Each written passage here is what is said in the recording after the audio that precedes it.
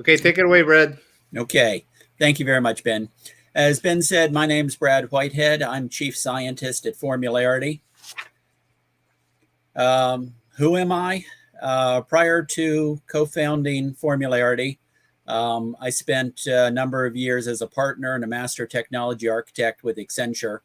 And my specialty was border identification and border management, biometric identification and border management systems. Can't even read my own handwriting here. So some of the systems that I worked on that you'd be familiar with would be things like TSA PreCheck and the Transportation Workers Identification Card System.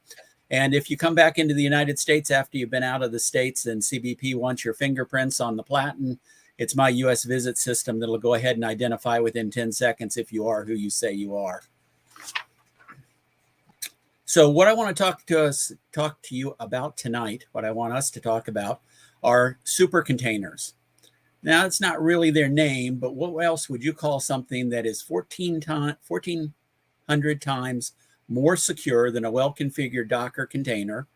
It boots 37 times faster than that Docker container.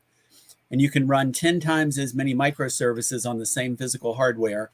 And you can go ahead and manage it with the tools that you're already using for management of containers, such as Kubernetes or Mesos. Okay, so what is the incredible new technology? It's a unikernel image running on a very lightweight virtual machine hypervisor. A lot of words, a lot of buzzwords there. Let's go ahead and break it down a little bit. So what is a unikernel?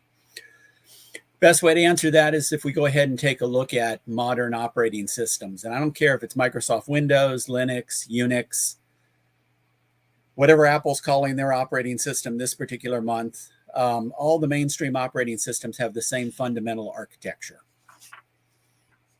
Okay, in this slide, down in the very center, the little ball there at the bottom, that is the kernel. And then it is surrounded by all the applications that work in conjunction with the kernel. And that's things like the X Windows system, or now the Wayland Windows system, and the Bourne shell, and the link loaders, and everything that's involved in a standard Linux distribution rather. The kernel down there at the very center is running in ring 0. That's privileged. That's the only ring that can actually go ahead and talk to the hardware or do memory allocations. All the rest of that software that's in the funnel there, that has to ask the kernel in order to do something. If it wants to do I/O, or if it needs memory, or if it wants to launch an application, anything like that, that can only be done by the kernel. That's at ring 0.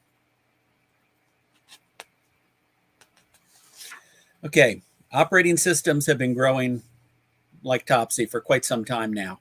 The Linux kernel, last estimate that I saw just for the latest release, was 30 million lines of code. Windows is estimated at 50 million lines of code. And there's a Microsoft researcher, Stephen McConnell, that did some work on determining how many defects there are per 1,000 lines of code.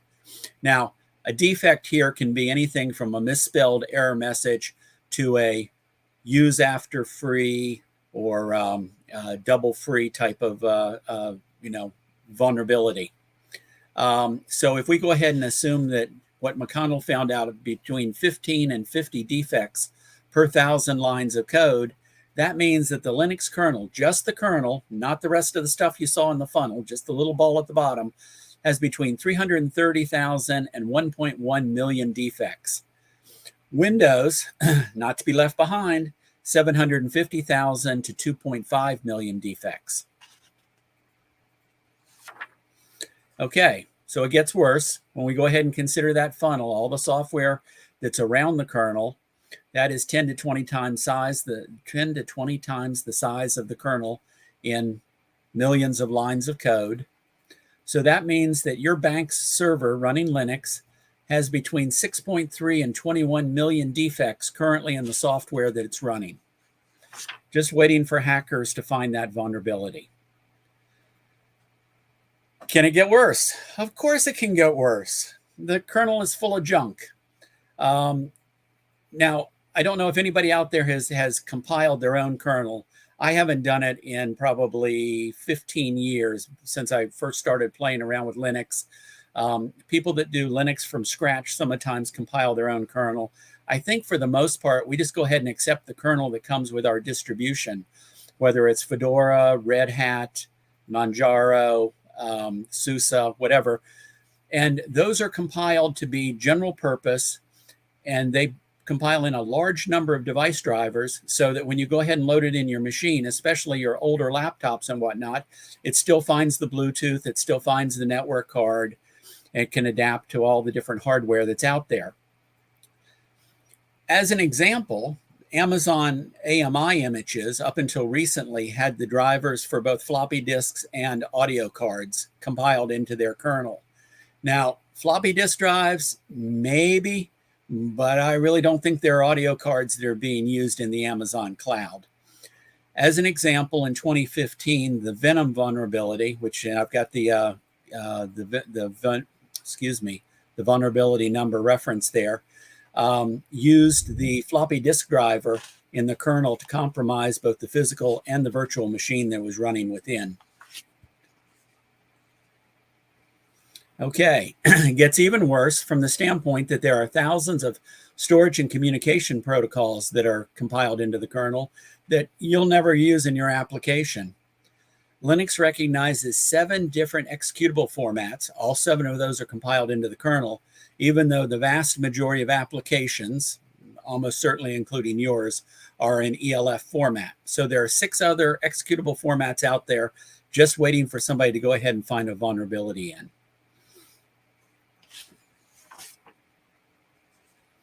Okay, so at this point, everybody's saying, why don't we just cut out the stuff that we don't need? And that's an excellent idea. Code traces show that the average application uses less than 0.08%. That's not 8%, that's 0.08% of the total code in the kernel. So if we were to use the standard C library as an example, the C library contains thousands of functions, but when we link our C program against the C library, the linker only includes the actual functions in the code that the application uses. It would be great if we could do the same thing with an operating system, so that when we compiled our code, we only carried along those portions of the operating system that we're really going to use, and we cut out all the rest. Okay, so the programming paradigm that we're into these days primarily is microservices. So now this talk is, and unikernels are almost primarily restricted to server applications. We're not talking about desktop here. When you're running in the cloud or in a server situation, the new paradigm, like I say, is microservices. And essentially what you're doing is you're running one application. Your microservice does one thing, and then you link your microservices together in order to build whatever the overall communications chain is. Okay, you're running as a single user. This is not a multi-user operating or multi-user environment. Your server is one user running that code. You know what hardware drivers you're actually going ahead and using. You know what communications protocols you're using ahead of time. So you could go ahead and restrict and say, I only want certain hardware drivers and I only want certain communications protocols out of all those many that are compiled into the kernel. What we're most interested in is speed, both startup and overall latency, reliability, security from hacking, and repeatability, because we'll have multiple identical servers out there. Okay. So if we keep only those portions of the operating system that we actually use, what does it buy us? Okay, first of all, a greatly reduced attack surface. 99.92% reduction in the attack surface. That's where I came up with the initial, what was my initial number? 1,400 times. Yeah, 1,400 times more secure than the average container.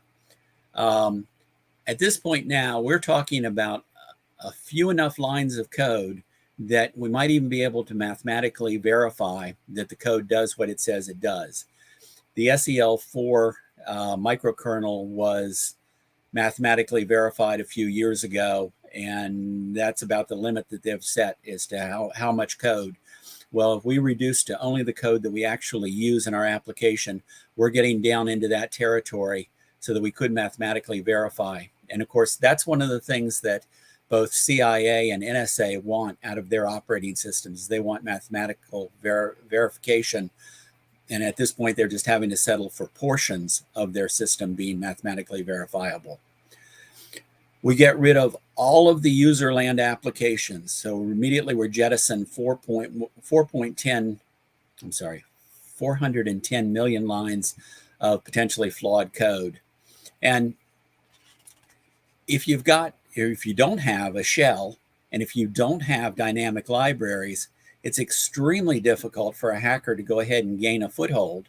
They can't run any code and they can't inject any code because they don't have the shell or anything that can go ahead and load code, nor do they have the dynamic libraries that could be linked in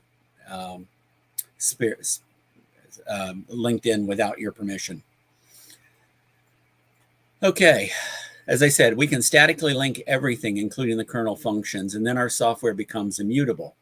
Software becomes very much like a container. At this point now, we're not patching our application. We're not putting in new versions of subroutines and whatnot like this. We're basically getting rid of the entire application and replacing it with an updated application. This protects us from injection attacks because there are no dynamic libraries that you can go ahead and no dynamic library loader that you can go ahead and take advantage of. And of course, there's the return-oriented programming where you go ahead and take advantage of pieces of code that are already out there. Well, if you can't get to those pieces of code, you can't use them to form a vulnerability. So you get increased reliability and increased security. And that reduces your DevOps costs. Okay, so smaller and less memory also means that you can put more virtual machines per hardware server. So a unikernel takes up about 5 megabytes of space, which means that you could run 10,000 virtual machines per physical server. Now that is about half the size of a normal Docker container. You can boot on average 6 milliseconds. You can actually boot faster than that, but the average is about 6 milliseconds. To compare that, the operating system itself boots an application or instantiates an application in about 1 millisecond. So you're only slightly slower than the operating system itself. And because you don't have ring 0, ring 1, 2, and 3, because everything is running ring 0, because everything can go ahead and touch the hardware, you have no context switches. There's no information copying between the user land and the kernel and then back out to the user land. And everything's in one address space. So again, you don't have to do the virtual address lookups that you normally have to go ahead and do. Now, before we started this, Ben said, but people aren't comfortable with everything running in ring 0. And I agree with you. If you're in a timeshare situation, or if you've got code that you don't know where it came from running, then you definitely want the protection that the kernel gives you in ring 0. But if you've got a dedicated application that you wrote, you know exactly what it does, you're the only user of that process, and you know that that process can't easily be corrupted, you don't gain anything by having the kernel out there in ring 0 and your application in ring 3, and then having to do a context switch every time you want to do an I/O, copying all your information to the kernel and then copying all your information back out to the network driver. So how do we go about including just the code that we want? Well, again, we can use the C library as the analogy. Now, this is, and when I'm giving this talk in person, one of the things I ask is, who here has gone ahead and done a system call? And just about everybody in the audience will raise their hands. But then I go ahead and point out, no, did you really do a system call? Did you load the register? And did you fire the interrupt that then caused the kernel to read that register and perform that syscode? Or did you call a system function through the C library because you did a system print or something such as that? For the most part, we don't call kernel functions directly. We call them through the C library. So if we could go ahead and take the C library, and instead of having the C library translate everything for the kernel, if we could take the code, the kernel code, and put that into the C library, then when we went ahead and called a system function, we would in fact be calling the kernel code that really does that function. So at this point now, we allow the linker to just only link in those portions of the operating system, both our code and the operating system, that we're actually going to go ahead and use. Now that's why some of the times unikernels are also referred to as library operating systems, because you've got a library of functions and you're going ahead and you're loading in only those functions out of the library that you're using. So library operating system, in other words, it's a unikernel. Okay, so graphically, to go ahead and show you, on the left side is what we currently have going on today. On the right side is the unikernel. So on the left side, the operating system consists of the network layer, the file systems, user processes, and kernel threads. Then on top of it, and when I say user processes, this is the user land. This is all the code that comes with your distribution. This isn't your program itself. This is the bash shell. This is Wayland. This is X Windows. This is NFS, whatever. Okay. Then you have your language runtime. Now this is where you're getting into your program itself. If you're writing in C, you've got the C library. If you're writing in Java, you've got the Java virtual machine there. Then there's your actual application, be it in C, Java, Python, whatever. And then you've generally got some configuration files that go along with your application. Okay, so that's the stack. You can see what's in ring 0. You can see what's in ring 3.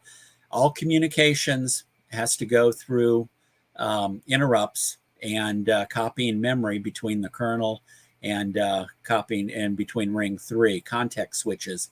Those take a lot of time. There's a lot of code there. There are a lot of vulnerabilities that are getting baked in.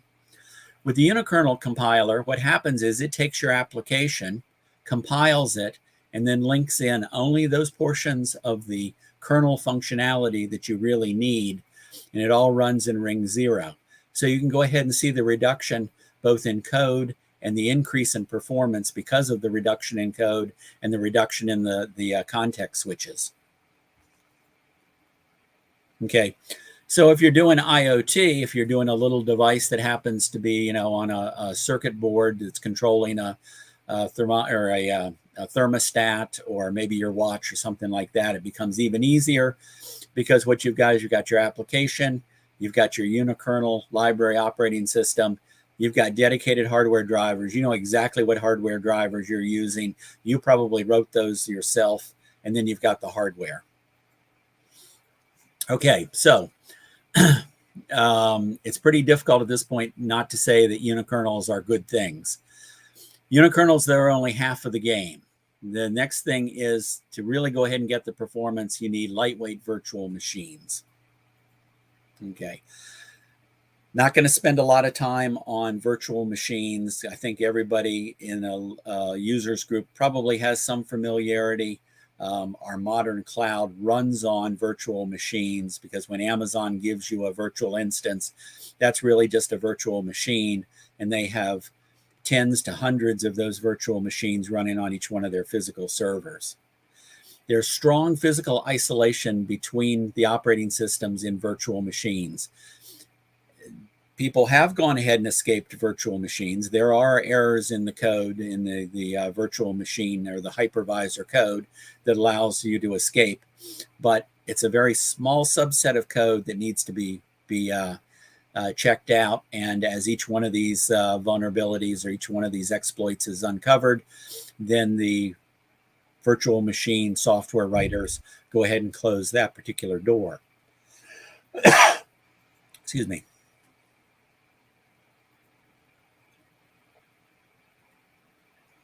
Okay, in the same way that we have microservices, we also use containers these days. We use Docker containers for a number of different things. It's kind of changed the paradigm of how we go ahead and develop and deploy software.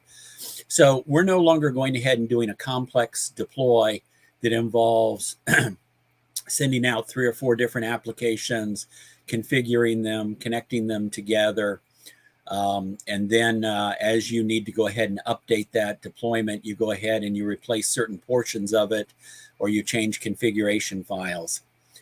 What we do with containers basically is we blow the old container away and we put a new container in, the new container having the updated software or the updated configuration files. So we go ahead and replace and we don't patch.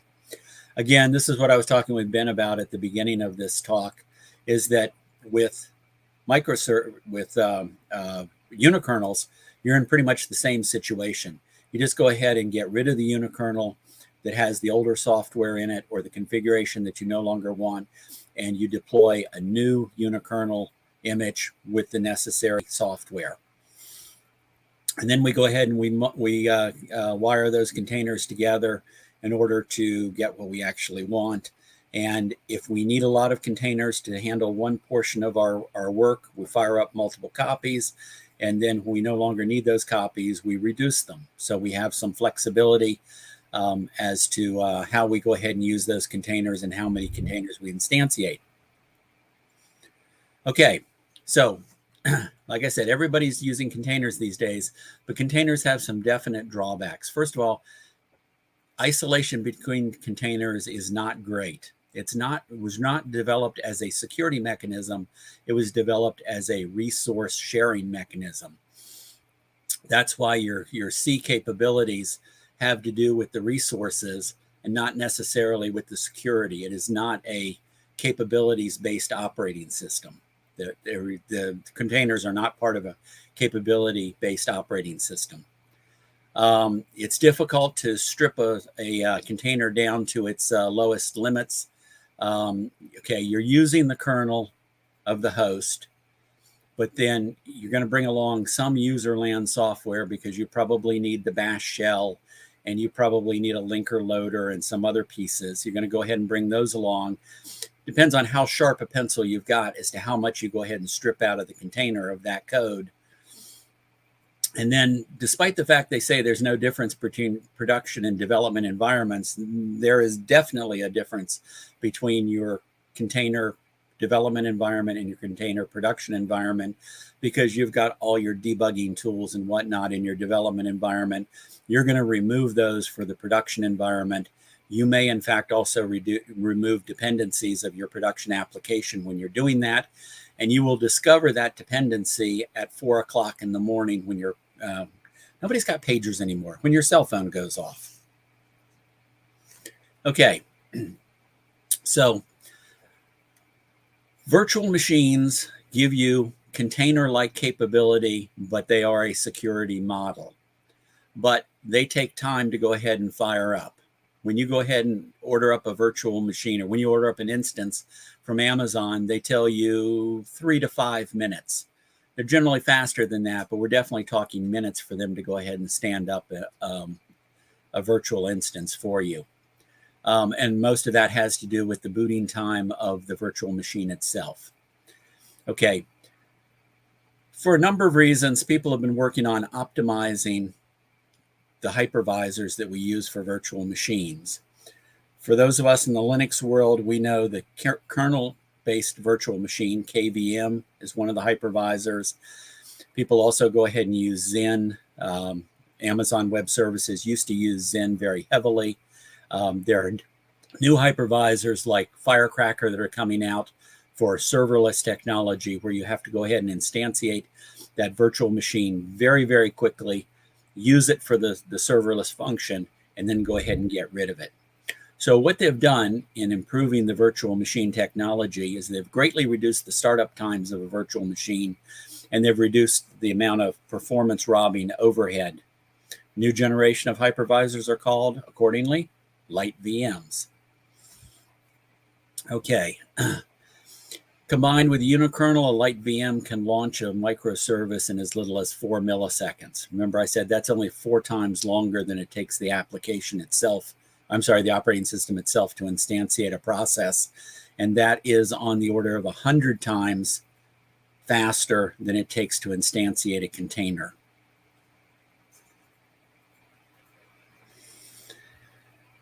Again, unikernels running in a light VM take up about 1/10 the memory of a Docker container running on a Debian kernel.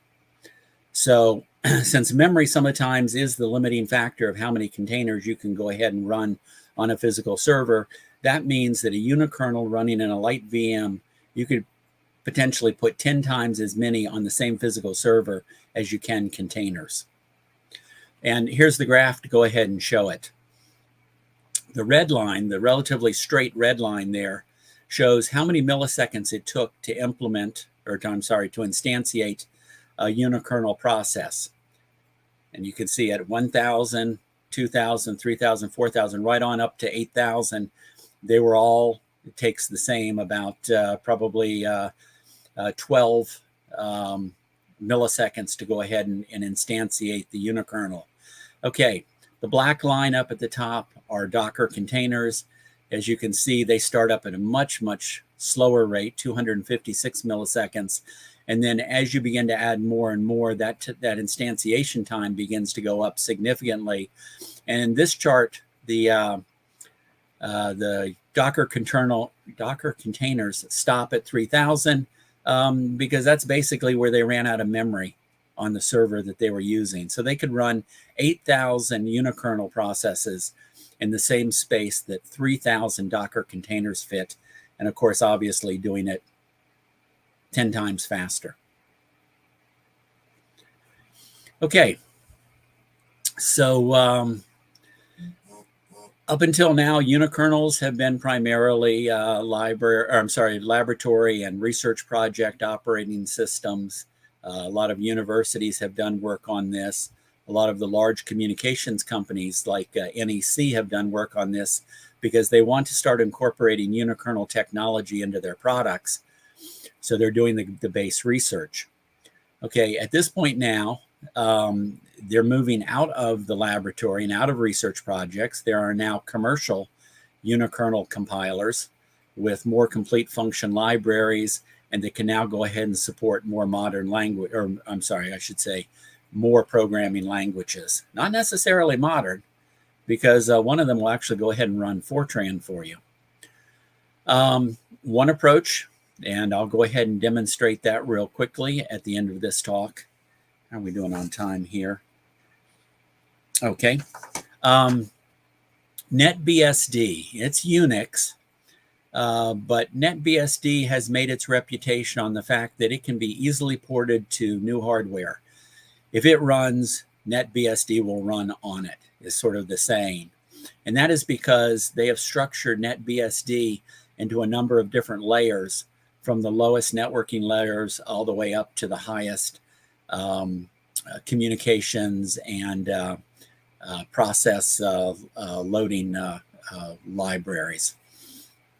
Okay, so by then going ahead and taking those layers, holding on to the higher level layers, which give you the POSIX operating system compatibility, in other words, the ability to run unchanged Linux or Unix processes, and then going ahead and replacing the lower levels with those portions of the kernel that are used, what you actually go ahead and use for network operations and memory allocations and whatnot.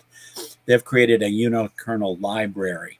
So this is definitely the library operating system concept. Okay.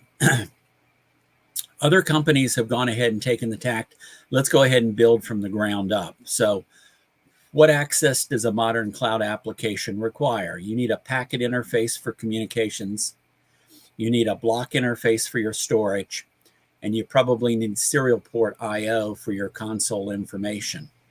So NanoVMs Corporation is one of these corporations that has gone ahead and written a unikernel where they've gone ahead and developed these three functionalities from scratch in C++. And so in the case of NanoVMs unikernel operating system, which they call OPS, the vast majority of C and C++ applications will run without any changes. Now, I will go ahead and say there is one paradigm change in that code that's written for a unikernel. Unikernels are single process. So if your code goes ahead and launches multiple processes, like some of the older Apache servers did, then you need to go ahead and modify that code. For the most part, everybody is multi-threaded. Multi-threaded works like a champ with unikernels. So again, chances are you're not going to have to go ahead and modify an existing application, or if you do, it's probably an older application, and you have to figure out how to make it multi-thread rather than multi-process. Okay, some of the practical unikernel library operating systems that have been written. The black ones there are sort of historic. They were created in the lab. They were used by research groups. Though Hermitux, the last of the black there, I used for a Department of Energy application where we were trying to enhance the security of the code that runs the power grid. The last three there in red, these are commercial level or commercial grade unikernels. Rusty Hermit, which is written in Rust. We all know the security advantages of Rust. The rump kernel, which is the NetBSD written in C and C++. That's one of the demos I'll go ahead and run. And then NanoVMs OPS, which is also written in C and C++. And again, I'll go ahead and run that as an example. And what I'll actually do is I'll go ahead and run some Java code. I'm sorry, some JavaScript code. Big difference. I'm going to run some JavaScript code in the unikernel. So at this point now, with those last three, the red ones, you can run programs that are written in Python, Ruby, JavaScript on the server, Java, Rust, and as I said, Fortran. Fortran obviously being very important for the scientific supercomputer community. They are looking to enhance the performance of supercomputers by, again, using unikernels rather than going ahead and using containers. And then, you can go ahead and manage the VMs that run the unikernels with the same tools that you're currently using for management, such as Kubernetes. There are 3 different plugins for Kubernetes that will allow you to go ahead and manage virtual machines in the same way that you manage containers. KubeVirt, Vertlet, and Rancher VM. Okay, so I've painted a very rosy picture of unikernels and virtual machines. Every rose has its thorns. Unikernels and lightweight VMs are both new paradigms. There's a lack of experience. There's a lack of understanding. Whenever we don't understand something, especially when we're building for production and we're building for high security, we tend to stay away from it. So it takes time to go ahead and adopt this. But the way that you go ahead and adopt it is by learning about it and learning to go ahead and trust it, or learning where its flaws are so that you can work around those. And that's part of the reason for talks like what I'm giving right now, is to familiarize groups like the Linux user groups on unikernels, on lightweight VMs, and how we can go ahead and enhance security. And as I was talking with Ben, and I think people know that Ben is working with the Department of Defense on secure, at least at a minimum, secure Docker containers. This is the type thing that where we can go ahead and start replacing secure Docker containers with secure unikernels. Existing applications may require modification. As I said, it does. If you're multi-process, you have to change. You have to become multi-threaded. But that's not a big drawback. I've ported over quite a bit of code, including that Department of Energy code, with minimal changes. There is a rather famous paper out there when it comes to unikernels, where a gentleman went ahead and said that unikernels were definitely not ready for production because, and the gist of his argument was, you can't develop and debug them. Well, you can debug them in the very same manner that you go ahead and debug containers, and the same way that you debug the kernel in itself. The kprint statement is in the kernel for a particular reason, so that you can go ahead and get intermediate outputs. And then Olivia just went ahead and sent me an article that suggests perhaps you can go ahead and use remote GBD debugging on a unikernel. And that's something I definitely want to go ahead and play with over the next couple of weeks, because that would definitely make life a lot easier. if instead of using kprint statements and essentially debugging through print statements, if I could actually go ahead and fire up a modern debugger like the GDB. Okay, so as you'll see in a moment here, these slides are available from my company's website, so please feel free to go ahead and download them. As you can see on this particular slide, what I've done is I've put together a series of references that will help you get a better understanding of both unikernels and lightweight virtual machines, their drawbacks and their advantages. And you can even see the 1, 2, 3, the fourth reference there, unikernels are unfit for production. Brian Cantrell, where he went ahead and said that you can't debug them. You also have to realize that Brian runs a company that does containers in the cloud. So his is definitely not an unvested interest in unikernels. Okay, so the slides are already up there at the Formularity website, https://formularity.com. You'll see the banner up in the upper right-hand corner. You click on that, and it'll take you to where we have a series of downloads of various presentations and whatnot. And the one that we put together for tonight's presentation is the topmost, the one there. Okay. So at this point, let me go ahead and stop sharing.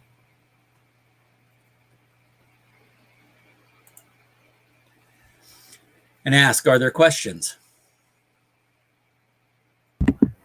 You have any questions, or you may show this in your when you get into your demo, but like I guess ultimately you're still going to be running a container with Node and its file system and everything like that on it, right? So I guess say the host and the VMs may be using this unikernel, but all your data lives in the container. So it seems like you still have all that software, all those networking stacks, all the database systems and all that stuff. I guess you just moved it to a different layer. It may be better, but it's still there. Okay, you're not incorrect in saying that. But what you're going to do is you're going to remove all of the, well, storage is a perfect example. You need a block driver. When you're in the cloud, you're going ahead and connecting to S3, or you're connecting to an Elastic container, and that's all block storage. So you need the block storage drivers. There's no question about that. But if you throw away all the other things that you don't need, that you won't be using, I mean, your application, does it use an NFS mount?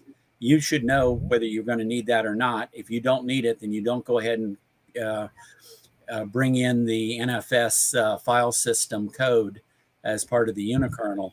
So you are definitely going ahead and cutting down on a lot of the things. Now, Node, don't get me started on Node. I'm not a big proponent of Node. I'm not a big proponent of JavaScript.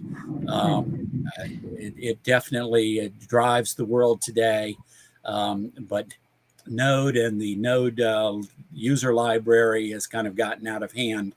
So yes, if you run Node, and in my demo, I'm going to go ahead and run Node as a unikernel. If you run it in the unikernel, then you have to take any of the vulnerabilities that come with the Node and the Node libraries. Yeah, I mean, I just use Node as an example because I knew you were going to demo that. But like, I guess same would be true with Ruby or Python or whatever. There's a standard library. If you're using Postgres as a database, like there's millions of lines of code that go into Postgres. You know, you may have moved them into a secure VM, but you still have the, I guess, if there's a vulnerability in Postgres, it's still a vulnerability, even if it's in a container. You're completely correct on that statement. Yeah. Nothing you can do about the application that you're running inside the unikernel. So, yeah. I don't think Postgres needs to run a database off the floppy disk. So. Yeah, that's true. Good point. Yeah. Brad, yes. Actually, so I should have sent this to you. I found this afterwards. I sent you the email. But NanoVM actually has an article about remote I don't know if they have anything tied in with OPS, but they have an article like demonstrating how to use remote GDB debugging with at least NanoVMs like OPS. Fantastic. I take it this is Olivia? Yeah. Okay. Well, thank you very much. If I were in a position to hire somebody, I would hire you as a researcher because you have definitely brought quite a bit of new information to me in the past week. Thank you. So I will definitely be digging into NanoVM's documentation. Okay, if there are any questions, that means either A, I've explained things really well, or B, I went, and nobody understood, or I put everybody to sleep, and therefore they don't have questions. But I'm going to go ahead and assume that I explained it really well, and I'm going to go on to the demos. So the first demo I'm going to go ahead and do does use NanoVM's OPS. Okay, so this is my own system right here. We're running on my hardware. I don't think you're sharing yet. Oh, sorry. Thank you.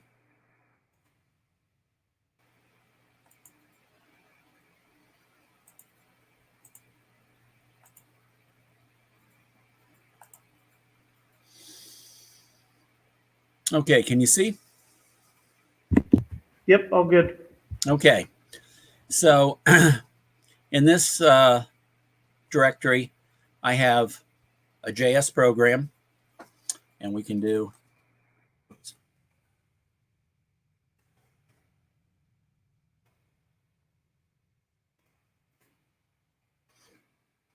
basically it's going to go ahead and fire up a web server on port 8083 on the local host and say hello world. So it's your standard hello world program, not very exciting, not very sophisticated, other than the fact that we are now going ahead and running an interpreted language inside a unikernel.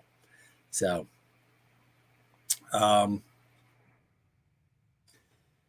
okay, so OPS, okay, I'm sorry, let me back up a little bit. And this goes to the person who was asking about storage and whatnot. The biggest effort in creating a unikernel image is getting all of the libraries. If you're not statically linking, let me put it this way, if you're not statically linking, it's getting all the libraries and all the configuration files that you need into an image file, much like you have a virtual machine image file. What NanoVMs has gone ahead and done is they've created a repository of images, and one of those images is Node. So when I say OPS package Node, it's going to go ahead and look to see what version of the Node package is out there on the NanoVM site, just like you would a Docker repository. And if I've got the latest version, great. If I don't, it'll automatically go ahead and replace the version that's currently running on my machine. And then I go ahead and tell it what port to use and what program to run. And this should seem very familiar because this is very much like Docker or like any type of a container. So there's a lot of similarity between containers and unikernels, other than the fact that you're stripping away a tremendous number of vulnerabilities and you're increasing performance and reducing memory footprint. Oops. Hey, do you mind hitting that little hide link on just sometimes it blocks out your I saw it blocked me out. I didn't realize it blocked everybody else out too. Yeah. Okay. So the server's up and running.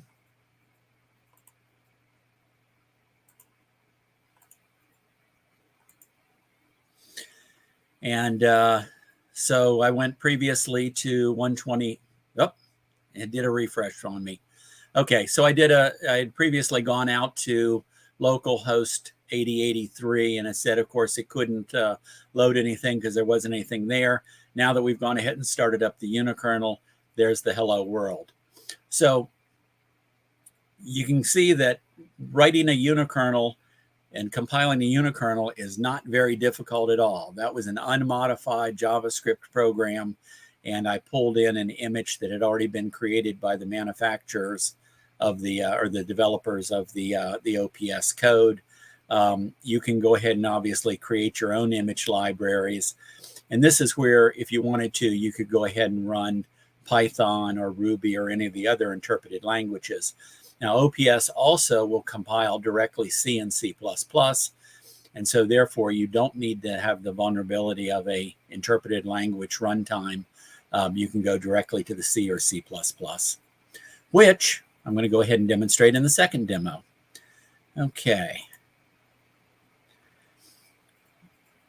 So I will put in the chat after this a link to a download where you can download the virtual machine that I'm about ready to go ahead and fire off. I put this together so that people would have an opportunity to actually play around with the rump kernel unicompiler or unikernel compiler. All the rump kernel software is already loaded inside this virtual machine. There is a demo program. There's a script that tells you how to go about compiling the demo program.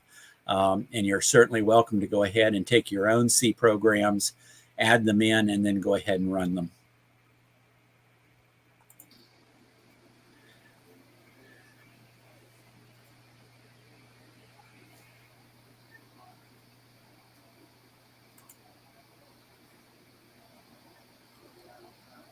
Okay. Demo gods may not be cooperating. We saw this earlier before the talk.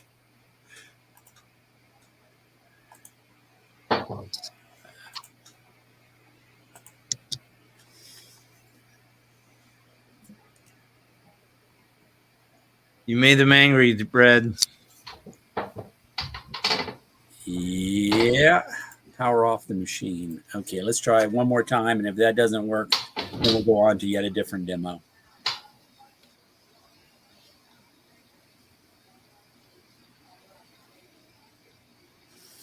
Nope. Okay.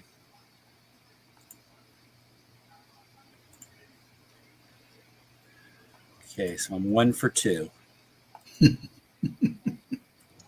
And everything was working so well.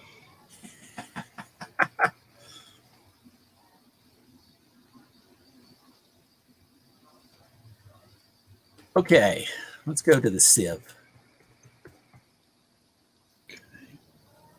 Just so you know, this is hardly the first time a demo hasn't worked. And I thought it was just me. Okay. Now, Go is a particularly good language to write unikernel applications in because Go statically links everything. So now you no longer have to worry about whether you're going to gather up all the right dependencies and put them in your unikernel image, nor do you have to worry about that possible injection of code because everything's statically linked. So what I've got here is a sieve program that'll go ahead and find the prime numbers using the sieve. And let me cat it here, everybody can see.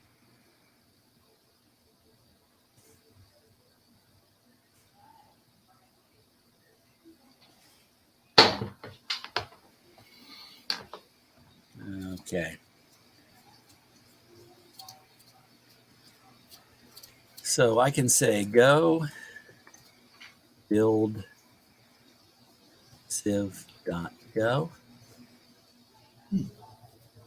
And now we have the executable out there as well as the source code. And it works as a unmodified Go program. Now let's go ahead and compile it into let's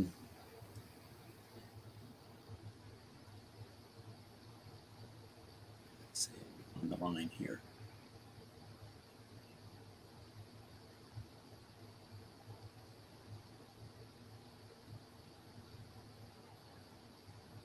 I know what I need to do. Try to make life easier for myself. I created a script of what I needed to do. Okay, so I catted it so you all could see it. I built it in Go. I ran it. Okay, so now my command line is OPS, which is the NanoVMs unikernel compiler, build civ. Okay, you notice in this case I'm not using an image. It doesn't need node or anything else. It's going to go ahead and convert this directly to a unikernel. Okay, so our bootable image file is in a dot directory on my home directory, where it's gone ahead and put it in. That's an image, and in that image, in that directory of images, you'll also go ahead and find the node image that we downloaded, or we checked to see if we needed to download earlier. And if I say OPS run, this is a convenience routine. It's actually going to go ahead and fire up Qemu emulator, and then go ahead and run the unikernel inside the emulator. Oh, cool. Now this takes a little bit of time. As I told you, one of the things with lightweight VMs is they boot up very fast. Part of the reason they do that is, for the most part, they don't bring along Qemu. Qemu, of course, can emulate anything, and in this particular case, it's going to emulate a PC. So it's going to take a moment. Yeah, see, it took probably 2 seconds to actually go ahead and instantiate the VM before it actually went ahead and ran. But there you go. There is another example of compiling a unikernel and running it, again, an unmodified Go program. So 2 out of 3. And I will stop at this point and not tempt the demo gods any further. Let's see. How do I turn off the sharing now? Okay. Questions after the demo? So in that Go program, if it had, say, needed to read and write to config files, or maybe it's serving up web pages and it has template files that it's using, how would those end up getting compiled into, like, would it compile a file system into it? It would, exactly. Okay. I believe the driver that OPS uses is the temp file system driver that we use in the Linux kernel. But okay. Yes, I would have had to have told it what config files I wanted it to bring in when it built the image. Gotcha. So that was just like a regular executable, right? Like an ELF executable? Did it like what did it just like put that executable in some sort of VM? Well, okay, so let's go. Well, I won't go back, but the civ, after I went ahead and I built it, it was not a standard executable. It would not have run if we had just gone ahead and said /civ, and I forget now what ending it puts on the end of it, because it's a unikernel, and it is an executable image. I'm sorry, it is a bootable image, and the Linux operating system, among its 7 different executable loaders, doesn't have one for bootable images. So that's why I went ahead and I showed that I could run civ just as a standard Go program. And then after I went ahead and compiled it as a unikernel image, then I could go ahead and run it through Qemu. Okay. So when it compiles, that's when it ran the linker and made it a unikernel. That's it, exactly. Can you actually run these images like on bare metal, or does that require a whole set of drivers that aren't normally compiled in with it? No, and in fact, had the second demo worked, I would have shown you. You can basically select what hardware you want. The second demo would have gone ahead and used standard PC configuration hardware set of drivers, and it would have produced a bootable that you could boot on bare metal. Now, what we just did with OPS would not be bootable on bare metal unless you go ahead and, again, give it the proper configuration to tell it what type of an environment it's going to see, whether it's going to see a PC with a BIOS or a PC with EFI or whatever the case might be.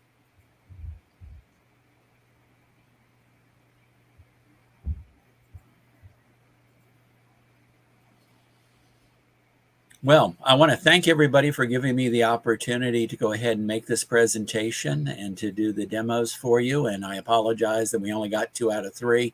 Ben can testify. We actually did go ahead and test before the start, and we did see the virtual machine. So, but again, thank you very much. Oh, I told you there were 3 things I was going to put in the chat. Open the chat. I take it you all don't use the chat. We do. Oh, okay. We just didn't use it today. I don't know if it persists after everyone leaves, though. It doesn't. It doesn't. And again, this is on. Oops. Shoot.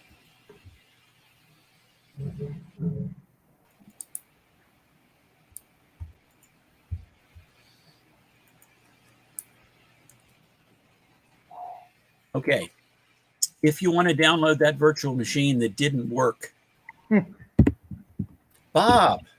Hello, Brad. I'm pleased to see you. Good to see you. I just thought I'd sit in for a few minutes and see what you gentlemen are up to. Okay. Everybody, this is Bob Blum. He's a member of the Annapolis Linux Users Group, which is the next thing I'm going to go ahead and put into the chat, is the link to our Jitsi meeting room. And again, you all are invited to come sit in the way that Bob is sitting in on yours. Okay, part of the reason I put this, at least the first thing in the chat, was because that is a Dropbox, a free Dropbox that is holding that 1.3 gigabyte image. I don't want everybody in the internet to start downloading that particular 1.3 gig image. I want you all to do it, and so please copy it down from the chat. But again, I don't want it on YouTube. Okay, and the last thing, and I should have mentioned this when I was talking, this is something I thought to discuss only after I had the slides prepared. Anybody here familiar with the Bitcoin Piñata? No. Okay, so in 2015, the Mirage OS Unikernel people went ahead and put a web server, very much like the one that I just went ahead and demoed, the JavaScript web server. And in there, they put the addresses of 10 Bitcoins.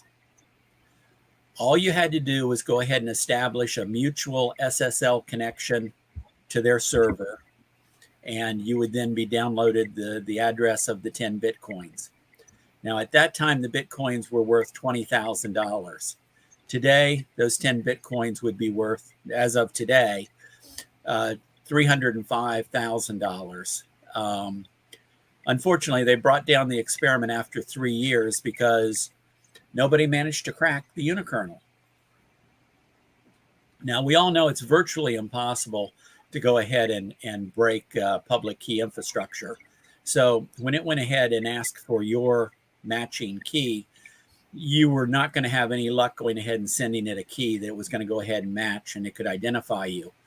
So you really, the only way you were going to get into the Piñata was to have to go through the operating system, through the web server and through the operating system.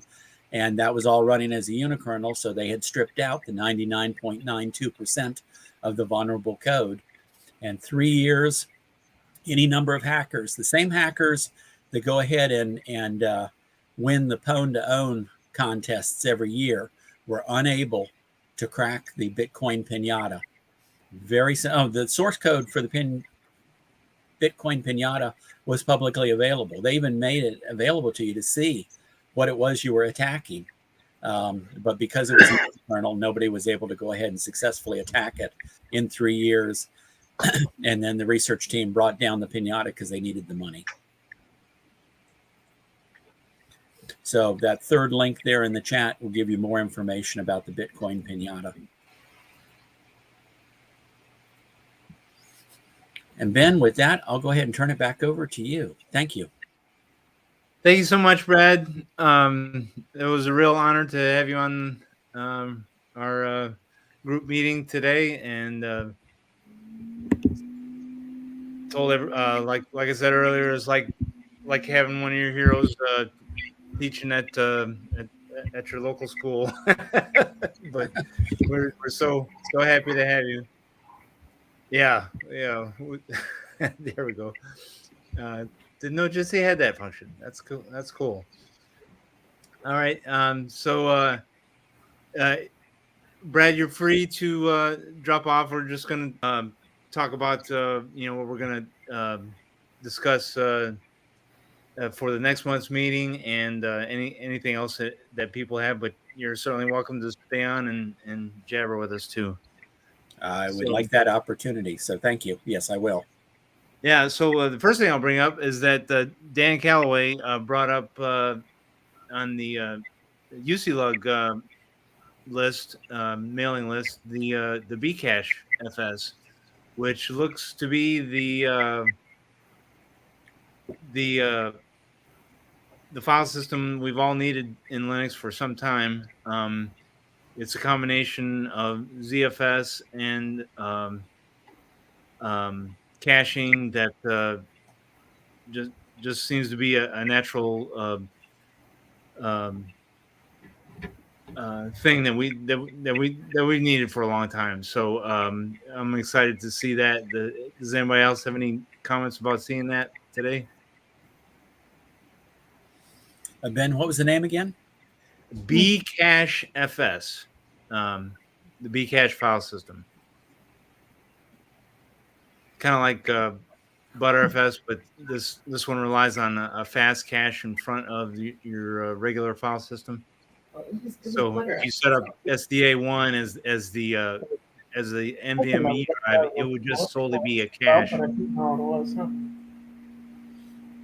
sorry, what was that? No, I was just, there was something that I saw go by about something being left out of the kernel, the newest kernel, that people were hopeful that would get in. I wasn't sure what it was. I couldn't remember what it was though. Yeah. Yeah. ButterFS has kind of been a disaster because, as Olivia said, she doesn't know any she doesn't know anybody that hasn't lost data with ButterFS, and so we kind of need we need a new one that doesn't lose your data and is as reliable as ZFS, but has some extra features like the cache to speed up the file system and just do everything the way we need. So thanks to Dan Calloway for posting that.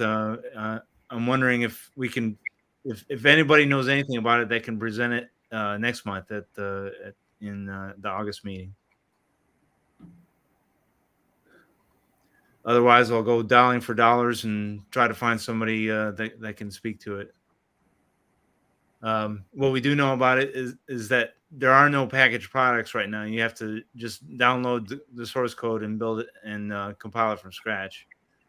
Because it's still in development. It's not production ready yet. There's a couple of features that are still not there yet, but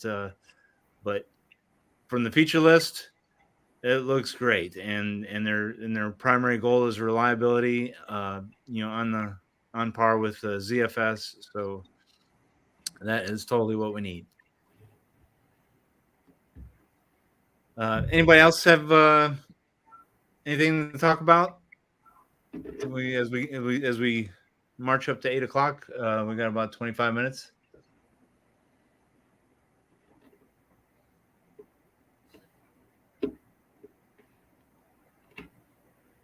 There's everyone roasting Redhate. Oh. Oh yeah, that was a good one. So for people that don't know, Jeff Geerling is an open source developer that kind of called Red Hat out on some topics over the past couple weeks or over the past month. And let's see, the topic. What was the topic, Olivia?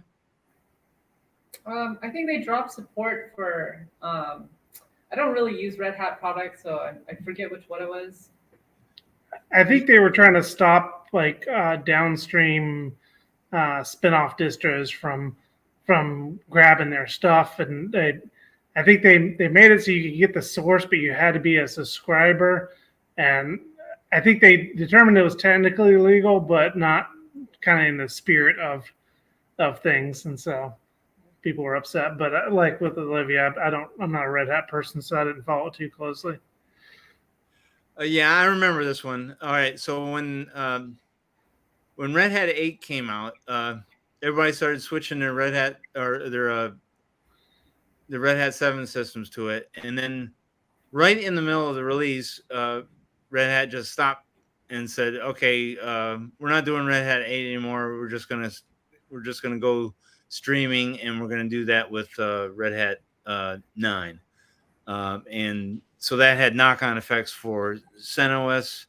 CentOS had to switch to streaming, and so apparently, Jeff says, they did a rug pull for the second time with RHEL 9, and did the same doggone thing, and so now Jeff Geerling called him out, and everybody else piled on, and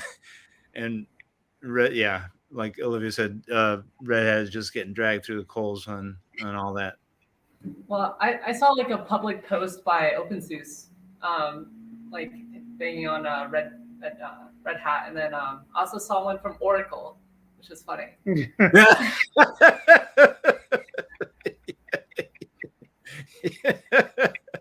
You got a public relations problem when Oracle is calling you out. Yeah, they're both going to fork RHEL. Yep. That's a good one.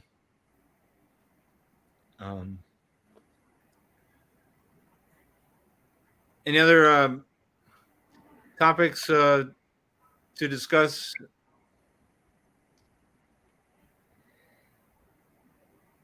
Anything security related? Or, of course, Linux related, goes without saying. Andy, you got something? Vulnerability. All I know is it got patched in 6.1 of Linux. I think it was a relatively severe one. I didn't hear that, Olivia. What was it? She was saying there's a relatively severe vulnerability in 6.1 that got patched recently, but she wasn't quite sure of the details, and I certainly don't know. In RHEL 6.1? Yeah, stack rot. Something called stack rot. People are still using RHEL 6? No, I think the kernel 6. Oh, kernel 6. Okay, yeah. All right, thank you. Okay. Well, I mean, yeah, Brad already covered that earlier during the meeting when these how many suspected vulnerabilities are in the kernel right now, Brad? The high number was 1.1 million. Okay. All right. Just in the kernel. Yeah. Awesome. Yeah, we can fix that vulnerability real quickly. We'll just jettison it. Yeah, this one was bad because it was in the memory management. And so you can escalate from the user to the kernel through that user land. Yeah, well, the unikernels seem like the way to go for me, because I have been struggling with organizations that are supposedly secure running around with 2 gigabyte containers, and not batting an eye at that. Wow. Yes. Yeah.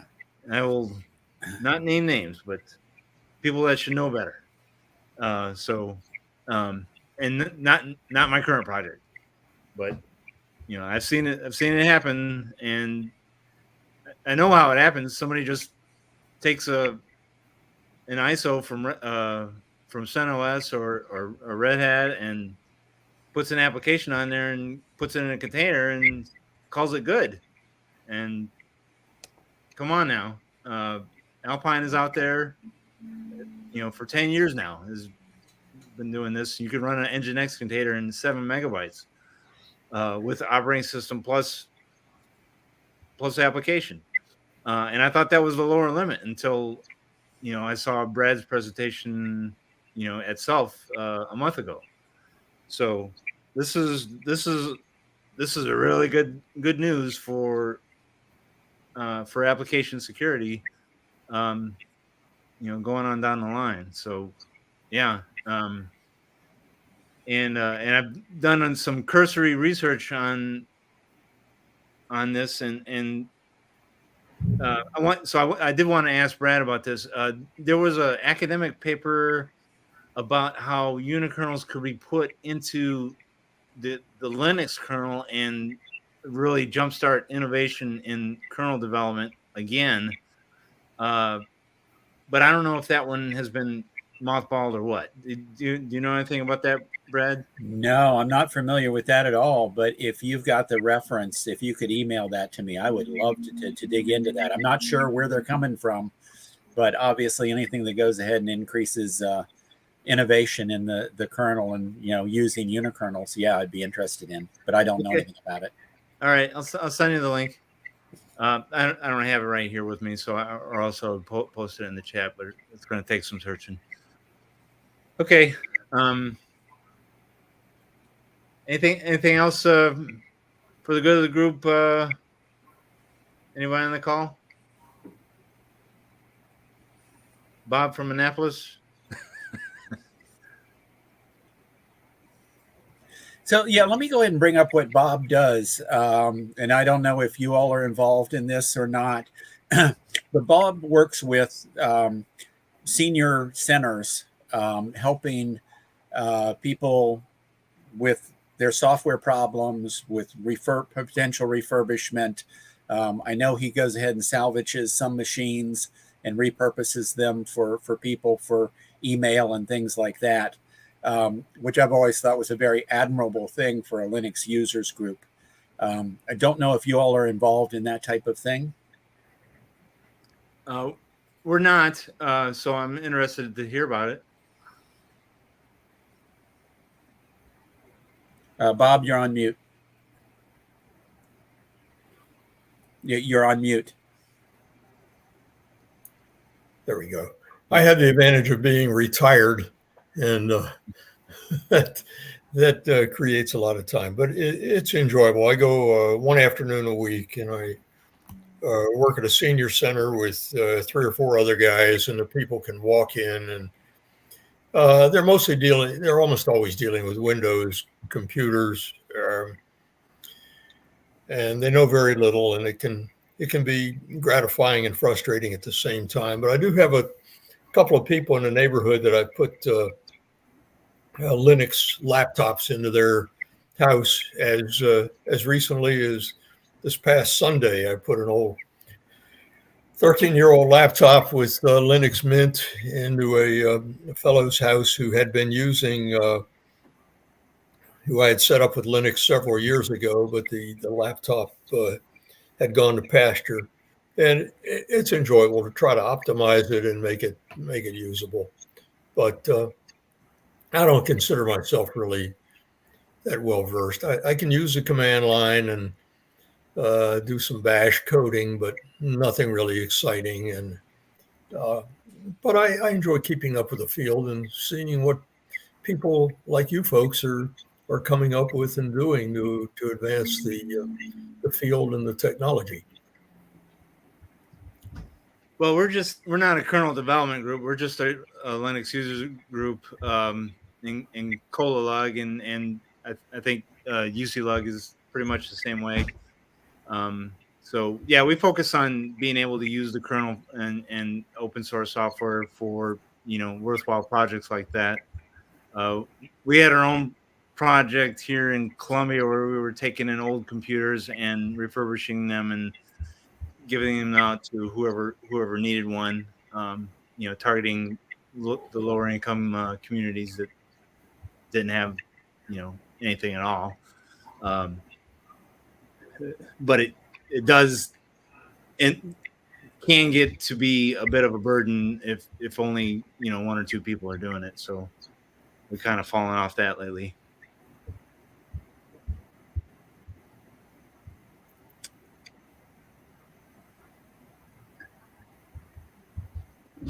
So what applications do the seniors like to use the most, Bob? They're doing mainly, most of them are stuck on Windows 10 with computers that they bought 5 years ago, where they bought the cheapest computer available with Celeron processors and 4 gigabytes of RAM and a mechanical hard drive, and then they wonder why it's gotten slow. They're mostly using, of course, email and serving the web, but they're using Microsoft Office. They're doing word processing. Very few of them are doing any spreadsheeting.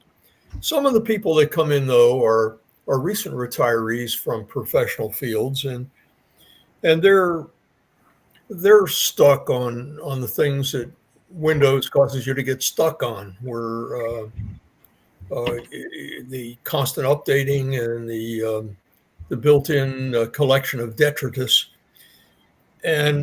But if I put them on Linux, I become their personal geek. I'm the only person they can turn to, and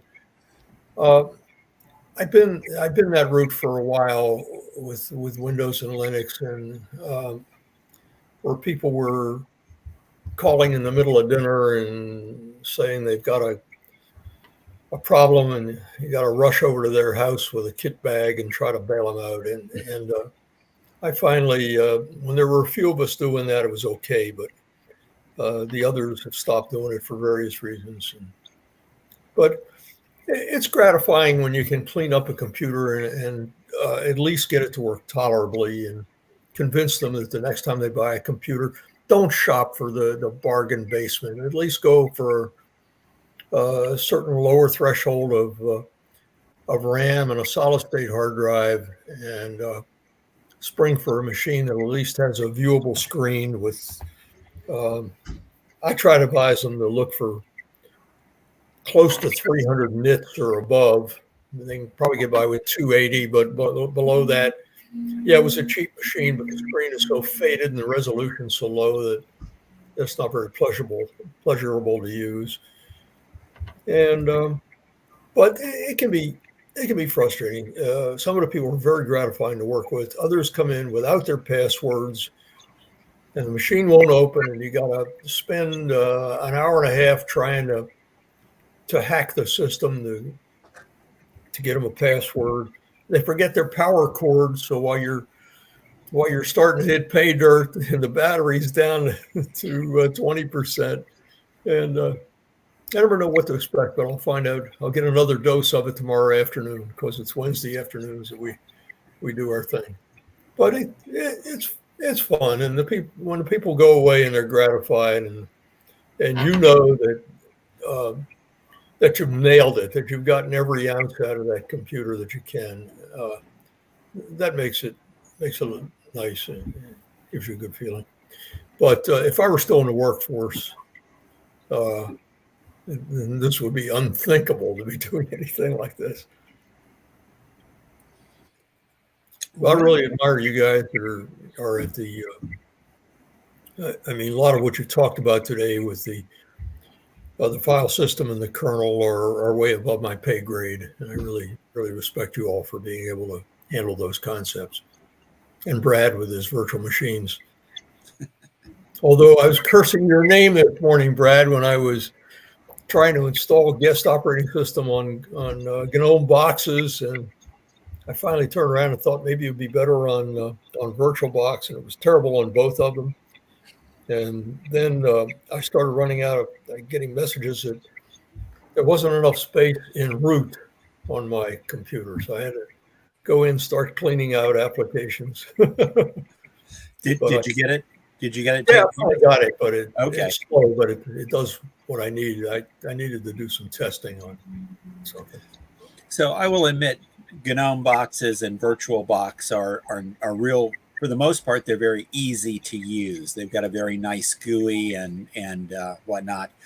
But and I'm assuming that some of the other members of the Linux users groups here will testify. KVM, which is built into all of our kernels, with something like Virt Manager or LibVirt and Virtual Machine Manager, actually works better than VirtualBox. So if you're interested, Bob, I would be happy to come over there or meet you somewhere and show you how to use KVM and VMM. Brad, I appreciate it, but surprisingly, for a retiree, I am oversubscribed right now. So I thought retirement was supposed to be a time of quiet contemplation, but it hasn't worked out that way. Okay. But thank you very much for the offer, sincerely. But if you run into problems with VirtualBox or GNOME boxes, don't curse me. Just give me a call. And I have written down, I thought GNOME boxes was supposed to be a front end for KVM. Is that not the case? That I don't know. Oh, I don't know. This is the first time I've heard of GNOME boxes. So there you go. Is it just a virtual machine manager? Yes. Okay. And it's in the repositories, at least for Ubuntu-based distributions that are running GNOME. Actually, I'm running it on a Cinnamon right now, which is an early GNOME derivative, I guess. Yeah, according to Wikipedia, it's using QEMU and KVM and LibVirt. So should be able to do it for you.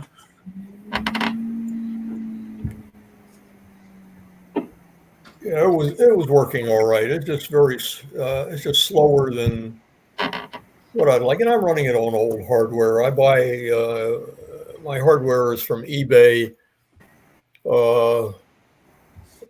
It's a 6-year-old laptop that I refurbished, so it's not the fastest monkey in the meadow, and that's part of what's going on here. But it did what it was supposed to. It just ran out of the amount of memory that I had on, but it was working.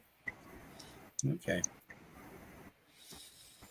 Yeah, speaking about repurposing old machines, what I dislike is going to the local landfill, and they've got a container, one of the big trash containers, just for PCs and monitors and whatnot like this, and you're not allowed to go into it. You're not allowed to take anything out of that container. Now it's all going to go to China. They're going to get paid for it. The Chinese are now going to go ahead and pollute their rivers, going ahead and taking that stuff apart and trying to reclaim the metals and whatnot. Now, I will admit a lot of that stuff is really old, and as Bob said, rotating discs and things like that. But I suspect that you could go ahead and put together a fair number, take 20 machines and reduce it down to 10 machines type of a thing for those people that need it, be they senior citizens or be they lower income families. But our county won't let us do it. And Linux would be perfect for that application. Yes. Yeah. Probably running XFCE. In fact, one of the guys in our Wednesday group is a courageous fellow that tries to distract the overseers at the landfill in Severn, Maryland, and he will occasionally come out with a laptop, and we'll take it apart and see what can be done with it. They are. It's easier to refurbish a desktop than a laptop. Oh yeah, yeah. It's so modular. Yeah.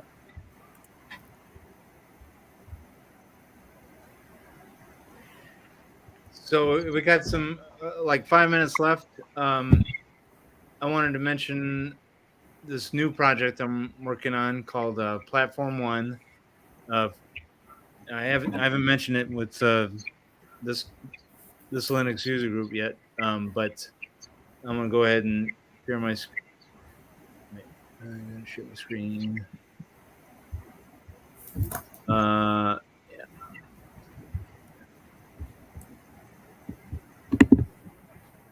Entire screen. Yeah, there we go. All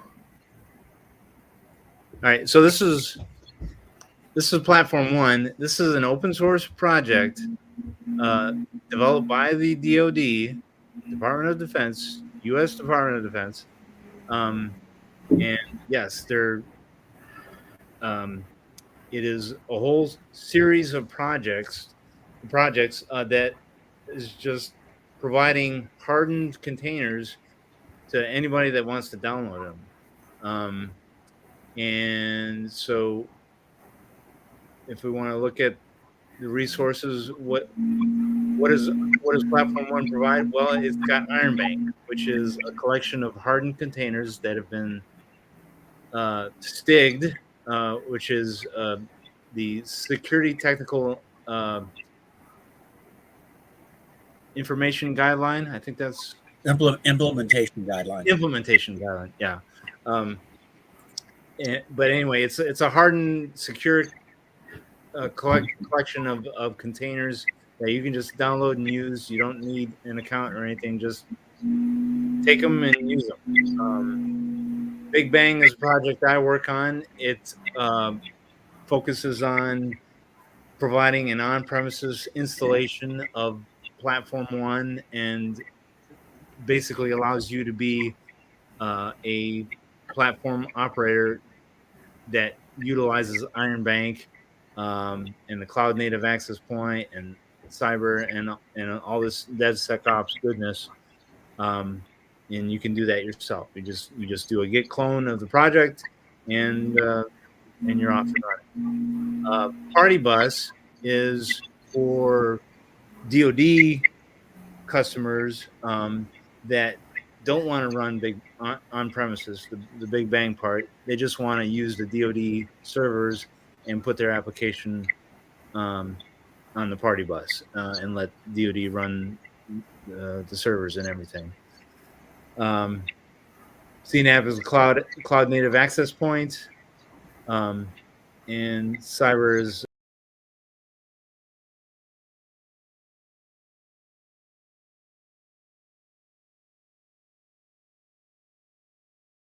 if you're interested in that, it's just a git clone away, and you can be off and running. And it's not hard to get a GitLab account for Big Bang and continue, and you can contribute to the project.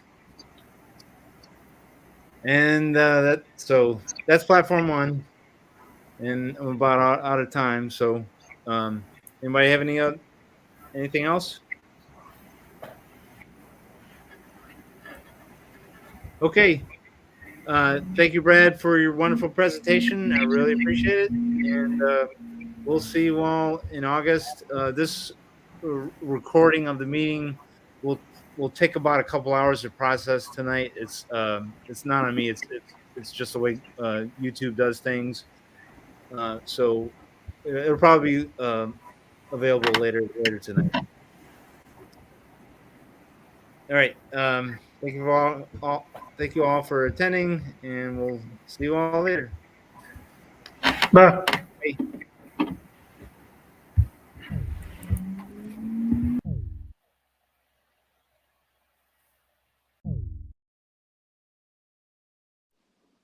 Thanks.